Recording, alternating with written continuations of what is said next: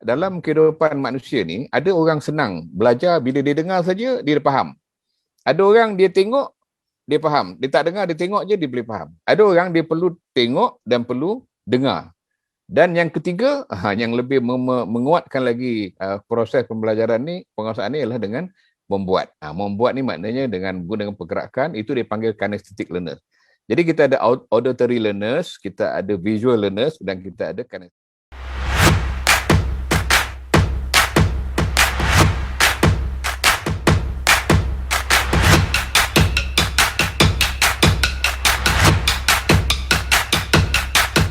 Baik, terima kasih. Saya sebenarnya telah pun terdedah kepada kaedah haraki ni, kaedah belajar Quran guna kaedah haraki. Dan saya mendapati bahawa kaedah ni adalah satu keunikan ya yang ada dalam alam Melayu. Dan kalau kita kata dia adalah satu yang ori lah, itu kerana dia bersandarkan kepada ilmu kearifan orang tempatan. Bagaimana mengajar Al-Quran menggunakan kaedah yang ada di dalam alam Melayu ni lah. Dan kaedah ni tidak ada di negara lain, tidak ada di luar. Kalau kita lihat kaedah-kaedah pengajaran bahasa lah, termasuk bahasa Quran ni, dia ada dua cara. Satu kaedahnya dipanggil kaedah behaviorism atau behaviorist. Behaviorist ni maknanya dia memberi satu-satu benda, kemudian kita akan respon. Yang diberi benda tu adalah stimulus. Kemudian kita respon. Misalnya kita kata, kita tunjuk alif, maka orang yang mendengar haruslah respon alif. Kalau disebut ba, disebut ba. Jadi maknanya kita belajar memodelkan, melihat model yang disampaikan, kemudian kena ikut. Ya, itu kaedah dia. Dan kita kena hafal, ya, kena hafal. Dan kalau yang bila dah panjang tu, kena hafal semualah. Jadi kaedah tu maknanya meniru dan buat apa yang telah orang tunjuk. Tapi dalam teori bahasa, ya, antara yang terkemuka Noam Chomsky lah, ni orang psikologis dan juga linguis daripada Amerika. Dia kata manusia ni dia boleh gunakan potensi minda dia untuk berfikir jauh daripada apa yang diberikan oleh orang. Jadi kalau kita kata alif itu kita ikut saja, tetapi apabila dikembarkan dengan asosiasi yang lain lah, misalnya kita kata tiang, kita kata ni apa, ni alif. Kan, kalau kita kata ni apa, dua ni ba, ni apa, ta. Jadi maknanya kita boleh gunakan minda kita untuk memfikirkan kaedah-kaedah yang boleh membantu kita untuk memahami dan menguasai, serta mengingat benda lebih baik lagi. Jadi apabila saya melihat kaedah yang dikenalkan oleh Haraki ini menunjukkan bahawa mereka menggunakan satu kaedah dalam bahasa dipanggil total physical response. Total physical response ni maknanya kita respon secara total menggunakan physical. Misalnya tadi kan, Yasin panjang. Jadi maknanya kita telah mengasosiasikan apa yang kita tahu dalam hidup kita, iaitu cacing, kan, atau genggam, kan, dia ada juga kaedah dia genggam tu, dia goyang tu. Itu pergerakan lah. Jadi dengan membuat teknik kaedah ini menunjukkan bahawa dia menggunakan world background knowledge ataupun apa yang telah kita tahu, mengaktifkan apa yang telah kita tahu dan asosiasikan dengan apa yang kita belajar. Jadi akhirnya proses belajar tu lebih seronok lah, lebih seronok, khususnya untuk orang baru belajar Quran. Khususnya anak-anak kecil-kecil ni kan, mereka suka. Malah orang tua pun suka bila saya tengok video-video yang lain. Malah orang yang bukan Islam, dia pun belajar juga Al-Quran ni. Mereka seronok, orang Cina, mereka seronok belajar kaedah menggunakan harki ni kerana banyak pergerakan yang berlaku. Jadi kita tahu dalam kehidupan manusia ni ada orang senang belajar bila dia dengar saja dia faham. Ada orang dia tengok dia faham. Dia tak dengar, dia tengok je dia boleh faham. Ada orang dia perlu tengok dan perlu dengar.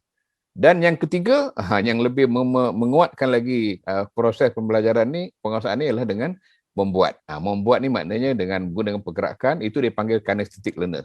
Jadi kita ada auditory learners, kita ada visual learners dan kita ada kinesthetic learners.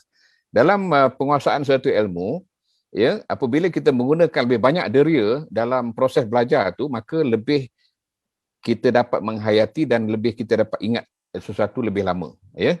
Jadi dalam kajian-kajian apapun beritahu dah, kalau kita membaca kita hanya boleh ingat 20%. Kalau kita dengar apa yang cikgu sampaikan, kita boleh ingat 30%. Tapi kalau dengar dan lihat, kita dapat ingat lebih 50%. Tapi kalau kita membuatnya, melakukannya, belajar itu, maka kita akan dapat 80% kita boleh ingat. Dan kalau diulang-ulang-ulang, kita akan dapat kuasai sebanyak 100%. Jadi kaedah haraki ini sebenarnya dia menggunakan semua deria.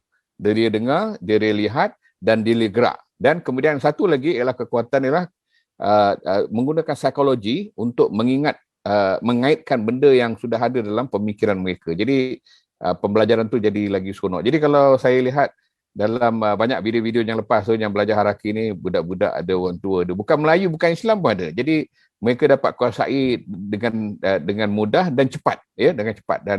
Dan saya pun telah melihat betapa kaedah ni telah mendapat pengiktirafan oleh pelbagai pihak, ya, di peringkat antarabangsa, peringkat kebangsaan, peringkat antarabangsa, malah telah memenangi banyak pingat-pingat anugerah kerana kaedahnya yang agak unik yang digunakan dalam negara kita dan boleh dieksport, ya, kepada negara lain. Jadi sebagaimana yang saya sebut tadi, kita yakin kaedah ni boleh diguna pakai oleh semua peringkat, ya, bergantung pada cara cikgu lah mengendalikan kelas tu. Jadi kalau orang tua kadang-kadang dia tak apa suka kalau dicacing-cacing tu kan, tapi mungkin dalam kelompok kecil lebih mudah, dia tak ada rasa malu. Kalau kelompok ramai mungkin dia rasa malu. Baik, jadi saya fikir dia yang ni boleh dipanjangkan dengan penggunaan muzik, kalau nak dimasukkan muzik lah, sebab dalam satu kaedah pembelajaran di luar sana dia panggil Suggestopedia. Suggestopedia ni maknanya dia menggunakan muzik ringan, ya, dan juga asosiasikan dengan warna supaya pelajar ni dia boleh tahu. Bila tengok warna ni dia tahu, bila tengok muzik ni dia tahu. Jadi ini menggunakan semua deria, dan deria ni semua sebenarnya mempengaruhi emosi. Jadi dalam prinsip belajar ni, bila emosi rendah, maknanya tekanan emosi rendah, minat belajar tinggi. Kalau tekanan emosi tinggi, minat belajar rendah. Dan proses nak menguasai pun sukar. Jadi kita kena rendahkan tekanan emosi pada pelajar dengan cara kita buatkan benda tu jadi seronoklah, fun, dengan pergerakan tu sebenarnya menurunkan emosi. Kemudian dia akan tingkatkan minat, dan apabila dikaitkan dengan kekuatan minda, iaitu psikologi minda tu, maka dia akan lebih produktif dan lebih bermakna, ya, apabila kita nak menguasai Al-Quran atau menguasai pelajaran-pelajaran lah. Baik, terima kasih. Itulah respon saya.